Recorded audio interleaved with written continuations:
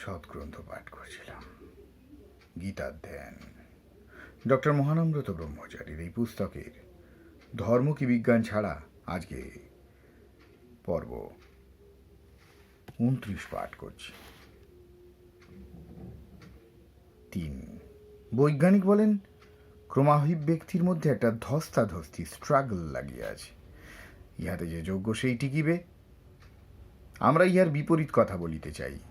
মানব আসিবার বহু পূর্বে এই পৃথিবী সৃষ্টি হইয়াছে, যাহাতে মানুষ এখানে বাস করিতে পারে সেইরূপ পরিকল্পনা করিয়াই স্রষ্টা এখানকার জল, বায়ু, বৃক্ষ, পশু পক্ষী সৃষ্টি করিয়াছেন। মানুষ বাতাস হইতে অক্সিজেন লয়, ত্যাগ করে কার্বন ডাই অক্সাইড। আবার বৃক্ষ ঠিক তার বিপরীত কার্য করে, লয় কার্বন, দেয় অক্সিজেন।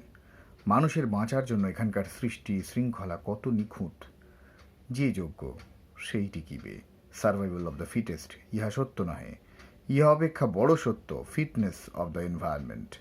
পরিবেশের মধ্যে মানুষ যাহাতে টিকিতে পারে তাহার অনুকূলে পরিবেশ সৃষ্টি করা, প্রকৃতির সঙ্গে প্রতিকূলতা করিয়া নয়, সহযোগিতা করিয়াই মানুষ বাঁচিয়া আছে।